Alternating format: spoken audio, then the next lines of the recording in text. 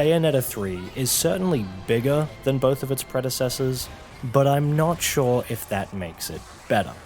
The very nature of its increase in scale contributes to the pervasive feeling of one step forward, two steps back, that overshadows the entire game.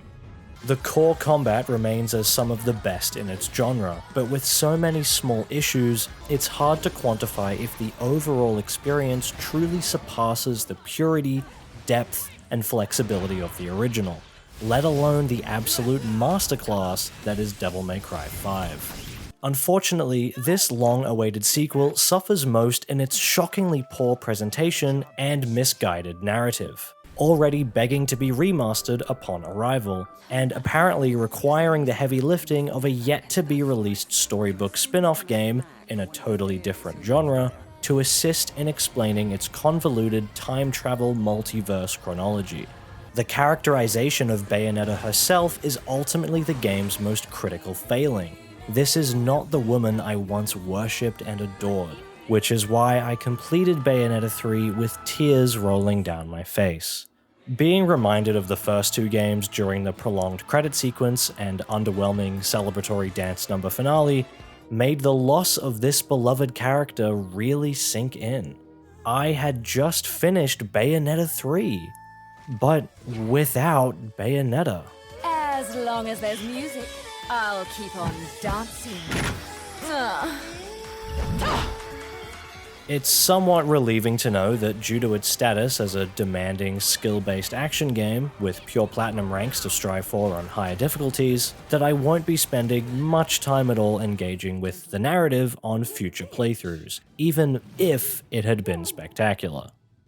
The heart of Bayonetta's systems are still present here, juggling foes high into the air, using dodge offset to strategically continue combos between an onslaught of aggressive enemy attacks, and finishing each string of inputs with a satisfying wicked weave. While I am certainly no newcomer to Bayonetta and other stylish action games, there may be subtleties to these systems that I am unaware of, and I apologize if I misrepresent them. While I would love to devote hundreds of hours to exploring the intricacies of each weapon, I didn't want to burn myself out on this game so soon after launch, or further delay the production of this video.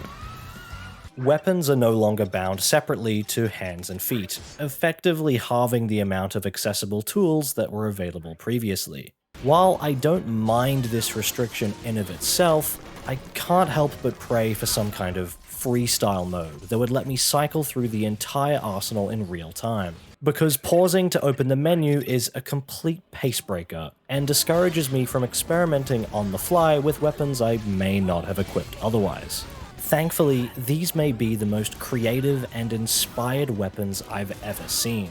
An expert blend of fluid functionality and spectacular silliness. To simply scratch the tip of the iceberg, there are spider-themed yo-yos that function as saw blade heelys, a magic wand that shoots bats, complete with a top hat and cape, and what can only be described as a train saw that can be ridden like a motorcycle and transforms Bayonetta into a steam locomotive. While these brand new Demon Masquerade designs are often incredible, the distinguishable elements of Bayonetta's character design are somewhat lost under the sexy demon woman aesthetic. This is a very minor criticism, and I could certainly deliver similar complaints to the Devil Trigger designs of Devil May Cry, but I think those more faithfully resemble their human counterparts by retaining details like clothing, hairstyle, and some sense of facial likeness. Perhaps a simple inclusion of glasses and some black hair would have gone a long way. It's a missed opportunity that the physical artbook that came with the special edition doesn't contain any alternate designs from earlier in development. Regardless, the commitment to theming each form around its demon is astounding, particularly Alruna, which is just gorgeous. Resting back across a bed of thorns and vines that wrap around her lavender body, her hair morphed into a thread of rose petals. It's a perfect example of the series' authentic female perspective from character artist Mari Shimazaki, obviously sexualized and incorporating BDSM imagery, but never appearing objectified or tasteless. Much like Platinum's Astral Chain, which was not an especially fun research experience for me due to a multitude of reasons, demons can now be controlled in standard gameplay with Demon Slave, with brand new atrocities that prove their worth on conceptual wackiness alone. The train saw is bound to an actual saw blade wielding demon train that can run loop-de-loops. And the iconic Umbra Clock Tower is fit full of Gatling guns and Rock'em Sock'em robot arms. Returning demons enter the fray with their own unique functionality. Phantasm Araignée can hold down enemies with webs, Gamora can grab them with his jaws and launch them into the air, and Madama Butterfly can stun enemies with her kisses, followed up by breakdancing. Demon Slave thankfully maintains the same quick-swapping capabilities as the base weapons, enabling more creative play by combining the exclusive properties and movement options of different demons together. Bayonetta remains vulnerable while queuing up slave moves, a necessary balancing measure, but can then resume regular combat while the Demon Slave actions are performed, which are often rather slow and heavy.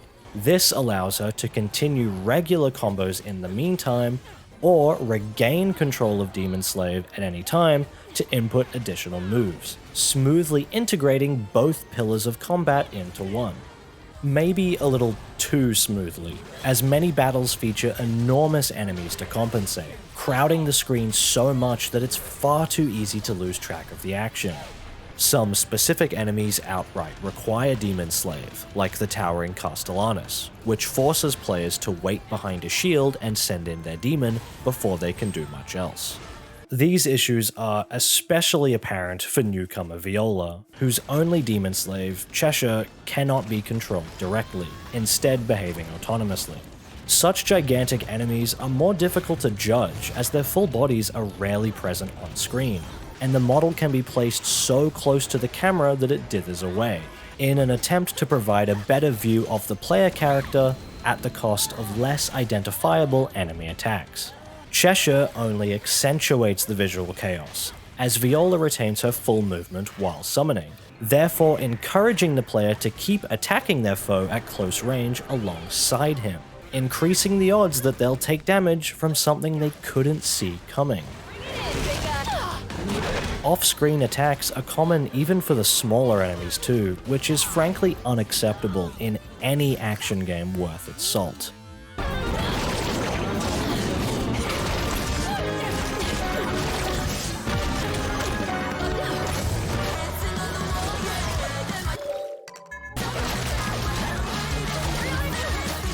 Even when attacks are initiated on screen, they often lack clarity in their anticipations and hitboxes, like with the humanoid bow and arrow enemies. These projectiles are so small that they're very hard to notice, especially when fired from the background where depth perception becomes problematic, and they can be obscured by the player character.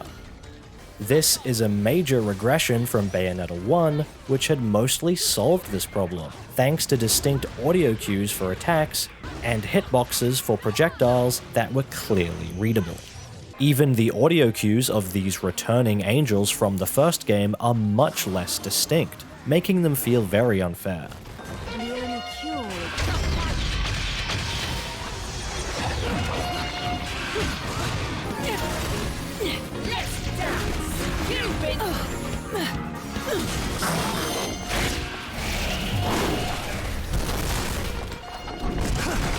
It's unfortunate that while the story half-heartedly attempts to make us view Viola as likable and important, that she's featured so briefly in the campaign, with only 3 full missions. The breadth of her moveset is dwarfed by Bayonetta, but this has yet to bother me, as her swordplay and parry mechanics are fun enough in their own right, without coming off as a dramatic departure from convention. As a somewhat relevant anecdote, her back-forward punch Tetsuzanko-styled ability always feels slow and unreliable to me, with the hitbox spawning so far forward that performing it in front of small enemies actually makes Cheshire's head emerge behind them. This may have been included to encourage some deliberate spacing from enemies, but I haven't got that impression from any of her other moves. To my knowledge, offsetting attacks with Viola's parry isn't explained anywhere in-game, and I struggled to figure it out myself, as the input method is slightly different to that of dodge offset, which Viola can also perform. Mastering these techniques opens up a rewarding high-speed playstyle, skipping multiple combo animations and immediately reaching their high-damage final blows. Sync attacks also return from Astral Chain, where Demon Slaves can provide a unique combo finisher if the player responds in time to a short on-screen flash.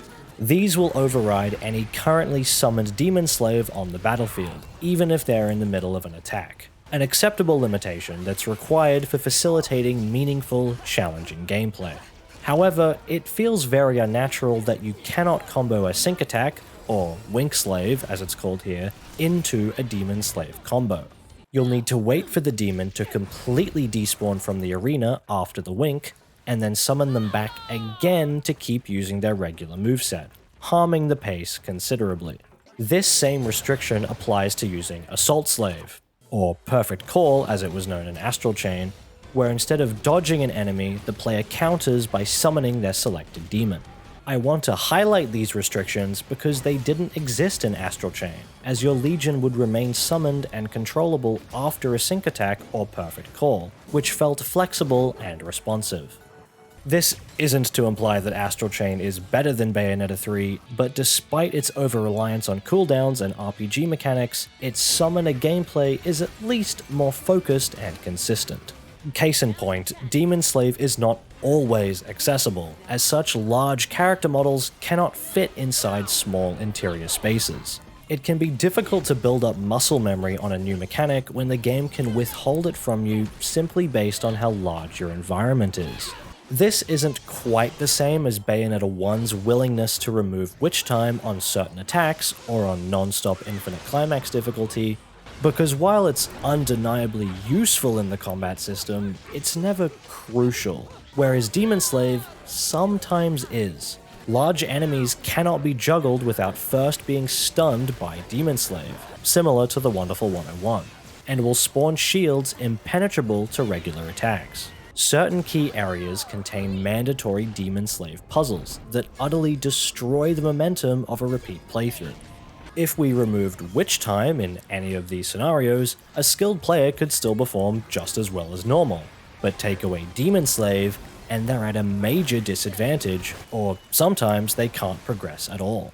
This is the same reason Witch Time and Umbran Climax were so broken in the second game, as they were essential to dealing any damage to tough enemies, limiting proactive play and forcing you to wait for enemy attacks so they could trigger Witch Time, or build magic to activate Umbran Climax, where the player was basically invincible. At least magic was still earned with skill, but now in 3, it increases passively over time, so that the player always has access to Demon Slave, as it's basically mandatory. Due to the vast amount of utility present in each demon, the ability to quick swap between said demons, and the fact that Bayonetta remains vulnerable during the process, adding some risk versus reward, I much prefer Demon Slave over Umbran Climax. But it sadly created a knock-on effect of issues that permeate throughout the total experience. A focus on enormous player-controlled characters meant the game needed larger enemies to compensate, which then called for larger environments to fight them in, snowballing towards the final product kicking and screaming to abandon its Nintendo Switch training wheels. Platinum have long since outgrown the limitations of this hardware, and while this is far from their own fault, I can't help but compare this game to not only its contemporaries, but its own predecessor from 8 years beforehand, on a less performant system. Bayonetta 2 is simply a beautiful game, a significant improvement over the original's washed out brown and grey aesthetic. It may still be locked to 720p, but the 810p of the third game is not a dramatic improvement, so I don't find this to be a valid excuse. The locations were saturated and shiny, with strong contrasting highlights and shadows, and Bayonetta herself has never looked better. Take any cutscene, character model, or environmental vista from 2 and compare it to 3, the difference is night and day, with most of 3's cast appearing to be made of wet, shiny plastic, not helped by some awkward facial animation. Even in its most pleasing environments, like the deserts of Egypt and the streets of Paris, the colors don't pop as much as 2, and the game suffers heavily from a flat, dull look that can at times resemble an unlit 3D render, or an outdated PC running a new release at the lowest possible settings. I don't wish to imply that bright, shiny aesthetics are inherently better than darker, lower contrast ones, but for a game that's pushing more recognizable real-world locales, the lack of detail present in shadows, skin materials, lighting, and textures is more noticeable than ever. It honestly appears as if the game is running with a post-process color grade on top that overexposes the shadows and underexposes the highlights, creating a muddy, desaturated, washed-out final image. Emulation may help to save the resolution, but it can't do much when the underlying assets don't deliver. While angels and demons still return for brief optional battles, the homunculi are the antagonists of this tale, and aren't anywhere near as gorgeous, menacing, or memorable as the adversaries from before. I find some of their designs to be interesting, like those themed after sharks and dragons, but the green, goopy motif gets repetitive, and inhibits most designs from standing out from one another. The fantastical forces of heaven and hell, who were defeated in vibrant, bloody explosions, were the perfect match for a supernatural witch.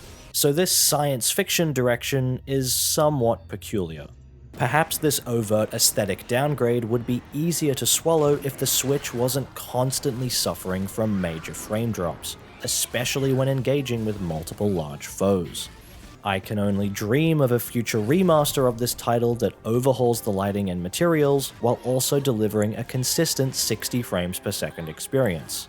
Although with higher refresh rate displays more common than ever, an unlocked frame rate shouldn't be too much to ask for in a modern title. It's greatly appreciated then that Bayo 3's score delivers.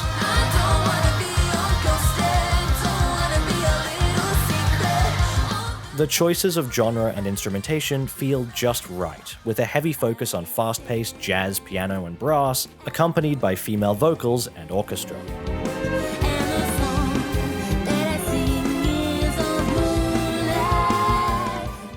Familiar leitmotifs drift in and out of the soundtrack as early as the prologue, and returning tracks are given tremendous rearrangements. Riders of the Light is more jazz fusion than ever with its wailing guitar. Even the Gates of Hell has finally started swinging.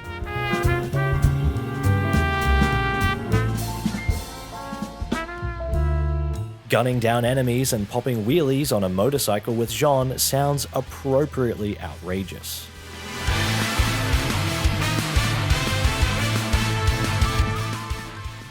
I'm not proficient enough in sound design and terminology to effectively describe this, but I found the mixing itself to be subpar. Music is far too quiet by default, the mix instead heavily favoring the dialogue. This is most noticeable when playing with surround sound, as I did, where all character voices in cutscenes seem to occupy the center channel only, and rarely, if at all, move around the space to the left, right, or rear speakers, even if they're behind the camera. It's not uncommon for me to tweak the audio settings of games in an effort to better appreciate the score, but when playing on a surround sound system, I felt I could never achieve the right balance. An undesirable outcome when the soundtrack is as good as this one.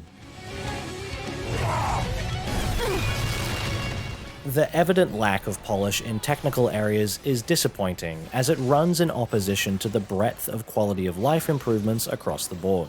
Crucial moves like air dodge and stinger are available from the start, and unlocking new abilities can be done at any time in the menu. Wicked Weaves feel powerful and significant during combat without the need to use Witch Time, a course correction after Bayonetta 2. Verse rankings are saved individually instead of on level completion, removing the need to achieve pure platinum on every fight in one continuous run. This is further complemented by the option of mid-level starting points from the chapter select, allowing you to skip all the way to the end of a stage if you only wish to replay that specific part. Secret battles are now unambiguously telegraphed with a glow effect on the floor, and not once does the game require arbitrary backtracking in order for said battles to spawn in at all.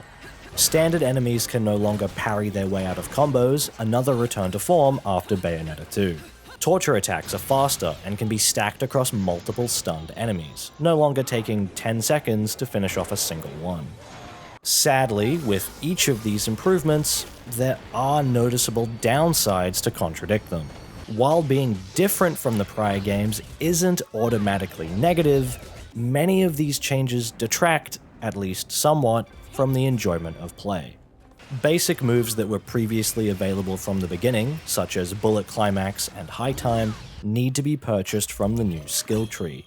RPG mechanics are a plague upon modern games, obfuscating basic features of traditionally action-oriented titles, as this new system forces players to repeatedly purchase functionally identical moves across each of their available weapons. Useful abilities like Afterburner Kick might only be available after purchasing the prior attacks in the hierarchy, artificially gating your progression. There's no longer an option of testing out a new ability before buying it, which was one of the original game's most genius inclusions.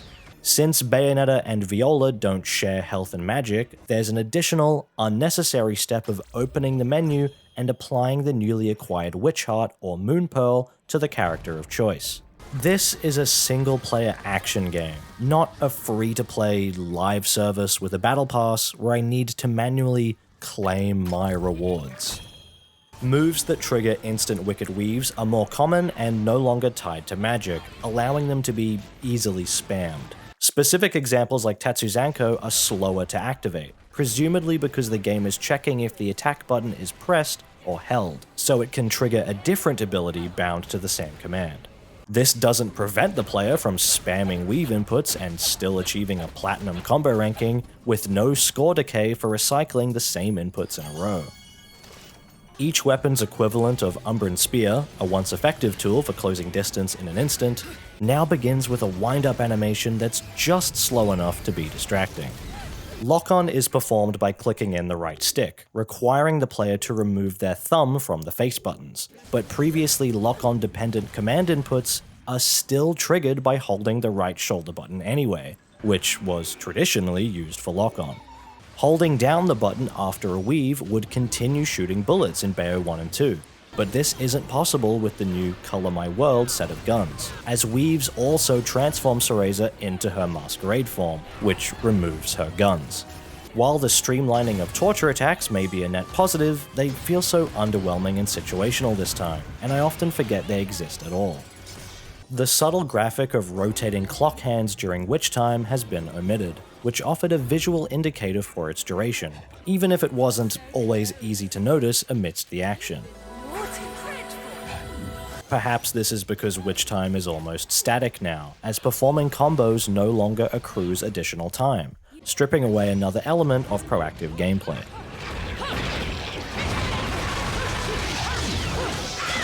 Each of Bayonetta's weapons come equipped with a cinematic move that I mostly try to avoid using. I don't enjoy automatic special moves like this in action games, and Bayonetta's dialogue for each attack feels awkward and cringeworthy. Secret Niflheim missions that limit the amount of hits you can receive have lost their grace period, enabling a failure state from one or two multi-hit attacks by enemies.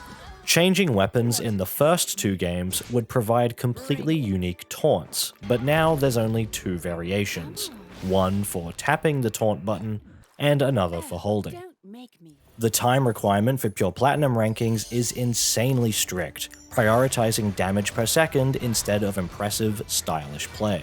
Annoyingly, you won't know if you've achieved a pure platinum without completing a verse and viewing the results breakdown, but there's no way to retry without restarting the entire stage from chapter select. Even if you're mid-fight and take damage, there's no option to restart from checkpoint to try again, except for the secret Niflheim missions.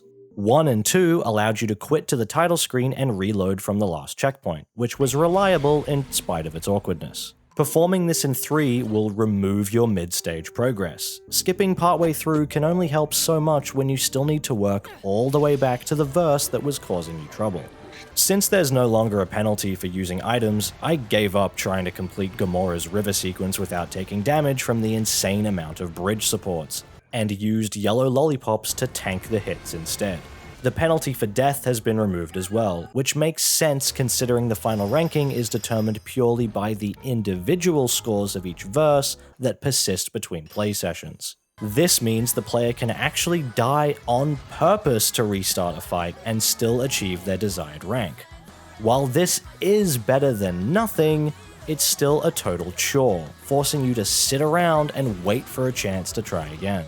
This process will of course take even longer with a fully upgraded Bayonetta sporting 2 health bars, and achieving said status is equally frustrating. Performing specific tasks in secret missions remains desirable, as these continue the tradition of teaching the player deeper mechanics, like stunning large enemies with Demon Slave, and using enemy step to stay in the air. Some of these can still be far too annoying due to other mechanical issues, and the strict timing for Pure Platinum, but at least these are all unique tests of skill that are hard to miss, thanks to the game displaying verses in order while playing. If a verse ranking is not present on the list, it's obvious that you've missed a secret mission somewhere before, cutting out the guesswork. I suppose if combat arenas were expanded for Demon Slave, it would feel very jarring for the connecting traversal spaces to be miniature in comparison. But the scale presented here feels like an immense overshoot. Egypt particularly suffers from huge stretches of nothing, while the Isle of Thule is bloated with collectibles, all crammed into a few specific areas. Hunting down every single remaining item on a second playthrough quickly becomes a monotonous chore. Is it too much to ask for a simple UI element on the pause screen that clearly displays what items you have and haven't found per level, or at least a total completion percentage? Even with this abundance of collectibles, there are hardly any unlockable costumes apart from the existing variants from other dimensions seen in the story. Changing Bayonetta's color palette is novel, but not a worthy replacement for full outfits, and Viola can only change her shirt. Jean is omitted entirely, with no alternate outfits or color variations to speak of, and isn't playable in regular stages. She doesn't even get her Umbran uniform, despite it being in the game as the first canon presence of her QDJ persona, let alone her previously featured designs from before, which are also seen in-game. Considering Bayonetta 2's overwhelming amount of attire, like the gorgeous formal dresses, Umbran Gekka, the nun apparel from 1, outfits from 500 years ago, and the irresistibly cute Nintendo costumes, the cosmetic variety in 3 appears to be a complete afterthought. At the very least, it's nice to be able to change costumes at any time in the pause menu, instead of on a per-chapter basis. Finding all 3 Umbran Tears of Blood per chapter, which can be difficult in its own right, will unlock a short hidden challenge, and these range quite drastically in quality. A handful will contain unique boss encounters with returning angels and demons that reward you with accessories or a new weapon, while most involve roaming around a big empty space on a time limit while fighting a few standard enemies, with a witch heart or moon pearl at the very end.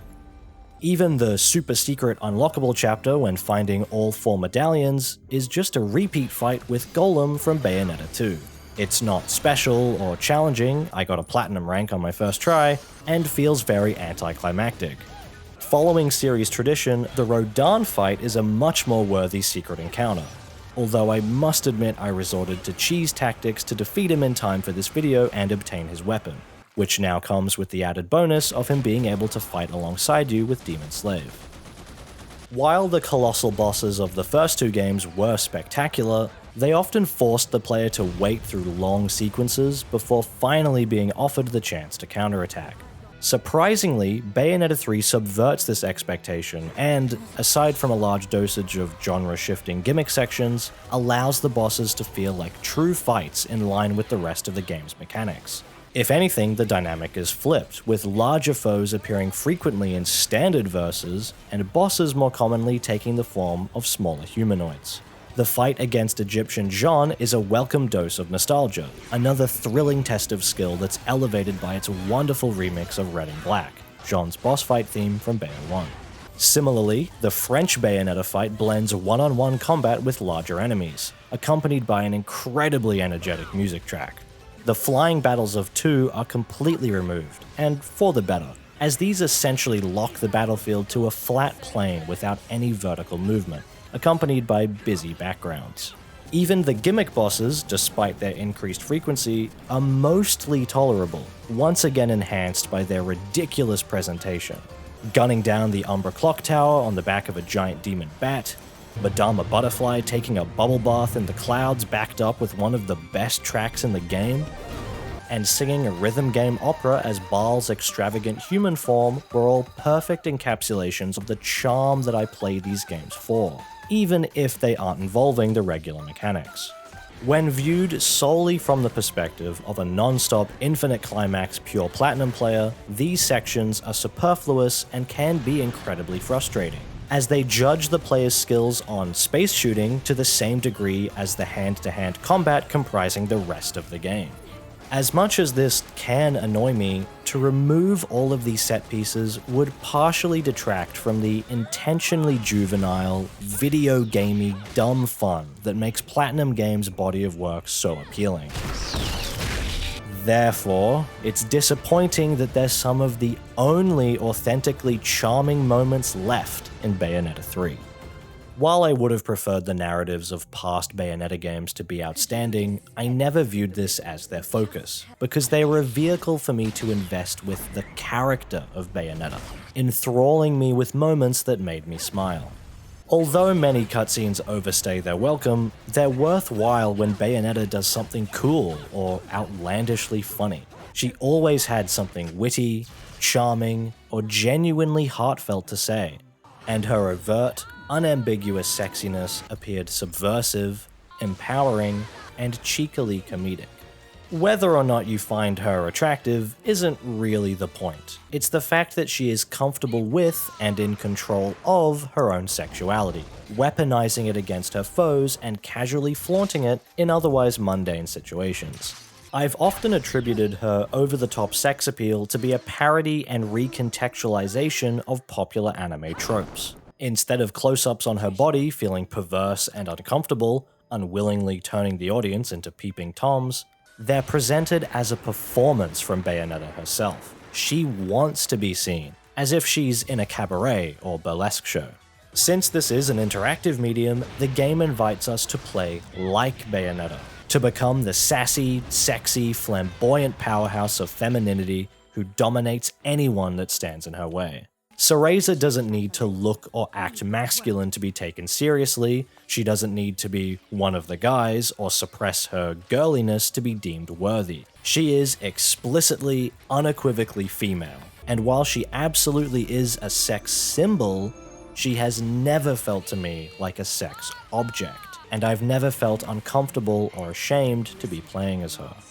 This is all to explain that the portrayal of Bayonetta here is incredibly inferior, reaching character assassination levels of quality in its final hours. Her more juvenile appearance was a red flag from the first in-engine trailer, stripping back her maturity and deliberately referencing her child self from the first game, even changing her iconic slim glasses.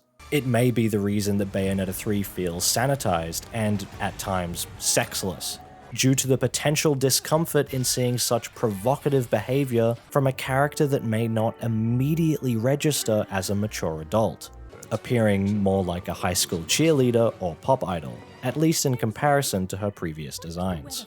The incredibly rare moments when Cereza is sexualized feel out of place and formulaic at best, and somewhat voyeuristic at worst.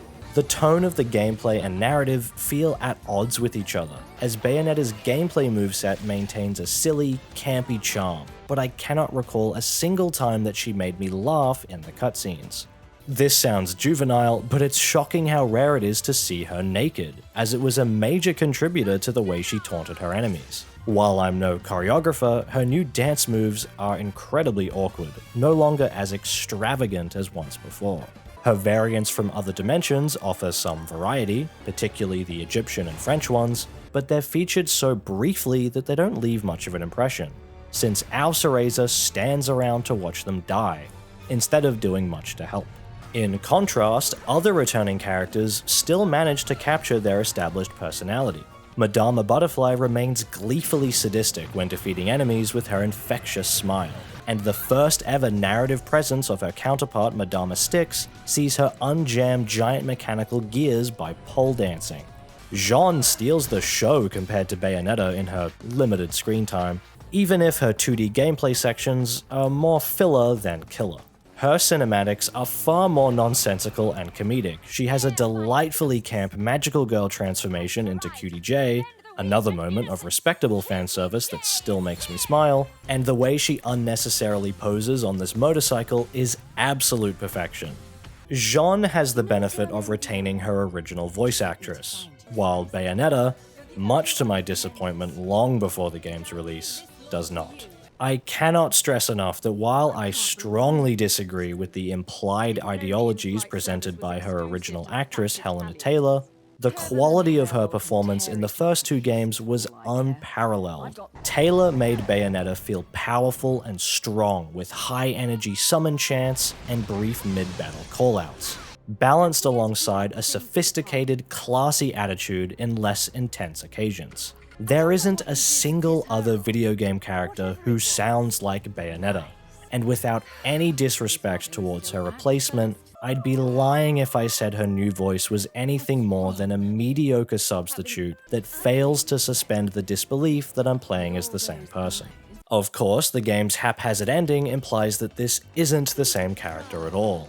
This is the grown-up version of young Cereza from Bayonetta 1 in the split timeline where she fought alongside Jeanne in the Witch Hunts, after gaining a newfound confidence from her older self. As an aside, without searching for external sources, the first game does a very poor job of establishing this as a split timeline, because our Bayonetta reacts to the changes in the present, even though her own timeline has supposedly not changed at all. While this could excuse the choices made to her personality and presentation in the third game, I don't really care, since the audience is still supposed to view this character as Bayonetta, and the alternate timeline is only acknowledged in vague item descriptions, character bio entries, and when the original, real Bayonetta returns at the very end of the game. This fanservice moment is soured by a lack of Helena Taylor's voice, and the confusion surrounding two returning Bayonettas, asserting that even the second game isn't in the same universe as the first. Considering 2 has direct flashbacks to 1, and concludes with a stable time loop of corrupted Baldur traveling back in time to set up the plot of the first game, followed by its logo appearing on screen, I'm going to ignore authorial intent in this instance. These are both the same character. And then there's the bombshell about Luca, a secondary character who barely shared 3 separate conversations with our heroine throughout the second game, one of which ended with her kicking him off a cliff. But I suppose since this is now a different timeline, we can just throw all that continuity out the window, even though various other elements imply we are supposed to believe that the events of the first 2 games are still relevant.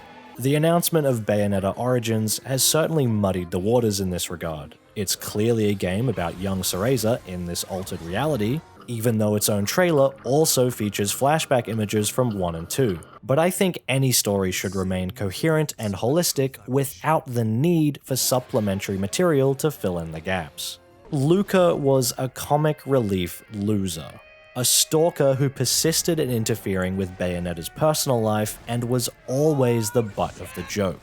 While she never hated him, any presence of affection felt either intentionally sarcastic or clearly platonic. Bayo 3 instead decides that Luca and Bayonetta are fated to be together, as Arc Adam and Arc Eve, and that this version of Cereza, who met Luca while she was a child and was sent back to grow up in her own time 500 years ago, was secretly in love with Luca all along. Finally drawn together by Viola, their daughter from an alternate dimension who they therefore have no relation to. One would think Luca would have a large role in this story, planting seeds for the romance before the finale, but he's barely in the game, suddenly gaining major plot relevance in the second to last chapter. Viola suffers a similar fate, an inoffensive yet unlikable character who feels tacked on to a story that has little to do with her directly, and offers her no real chance to improve. On the surface, she may appear similar to Nero from Devil May Cry, but he had far more gameplay and story presence in his debut title, and provided a different, slightly less technical experience to accommodate new players. Additionally, he wasn't directly afforded importance from familial connections until the end of his second outing, allowing him to form his own standalone personality without being forcefully attached to the protagonist. I'm in no mood to mince words here. If Bayonetta was going to be paired up with anyone, it should have been Jeanne. End of story. While she has presented maternal qualities in the past, I find it incredibly difficult to imagine Cereza spending 9 months of her life being pregnant with Luca's child, even if this incredibly similar variant isn't the exact same character. Come now, Cheshire. Look at me. Do I look like I have any interest in children?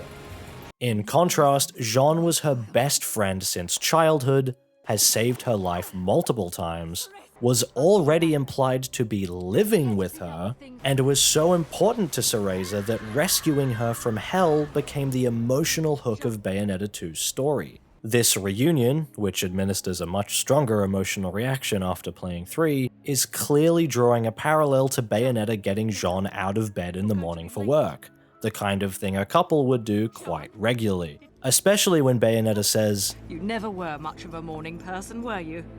Subtext is one thing, but some of this is just text. What do you need? A wake-up kiss or something? Jeanne has always been a focus from the beginning, but was the rival of the first game and spent most of the sequel trapped in hell. So this third episode was the chance to offer her a starring role alongside Bayonetta throughout the entire game. The prologue is focused on a wedding, Bayo even catches the bouquet, Jeanne arrives to fight side by side with Cereza, and she has to be rescued once again, mirroring the second game, which highlighted the lesbian undertones. Later in the Egypt chapters, we see an alternate Bayonetta and Jeanne who clearly hold a strong bond, which could have made our Cereza realize just how much she cares for her Jeanne as well. If I'm following the different timelines correctly, the Bayonetta and Jeanne we see in the very beginning of the first game grow up to become the same characters we follow in 3, as this Records of Time sequence takes place during the witch hunts. The two of them supposedly had 500 years to further develop their connection in this universe, adding further reason to believe that Luca becoming the love interest out of nowhere was incredibly contradictory and disingenuous, not to mention a little bit creepy.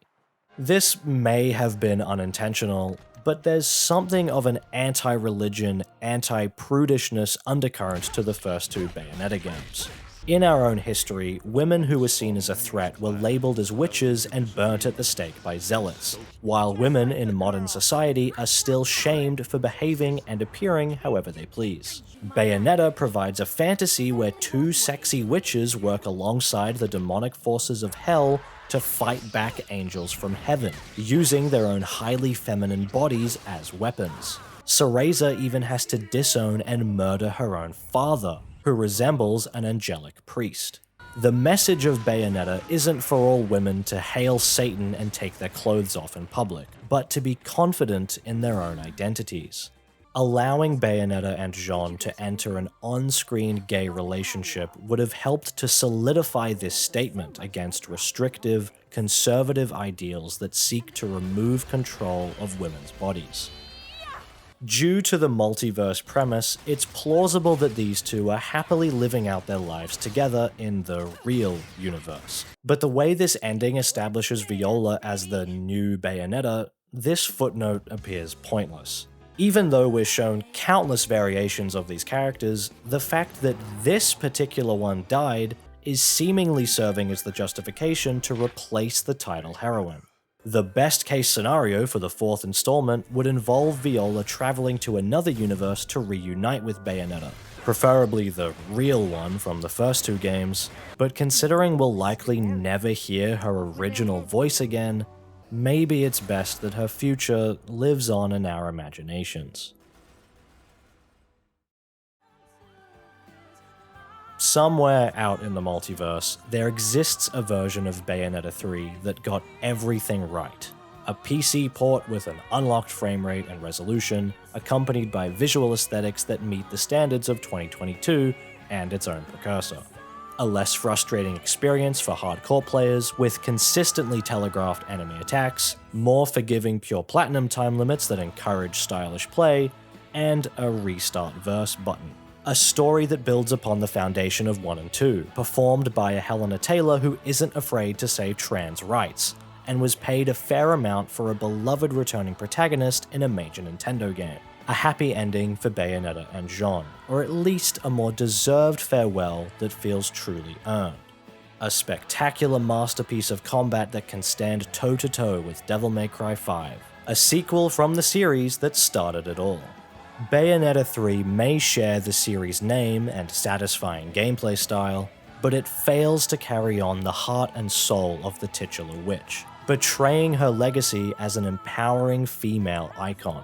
Her demanding presence, the way she willingly dominates the scene without appearing objectified, and her sassy yet classy attitude are almost totally absent. Pairing her up with a man she clearly never cared much about, and shifting the focus onto someone who is nothing like Bayonetta was the arrow through the heart for me as a fan of this character for the past 8 years.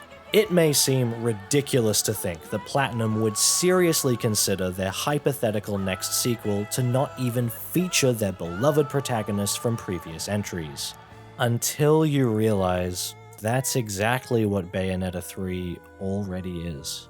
A Bayonetta game without Bayonetta.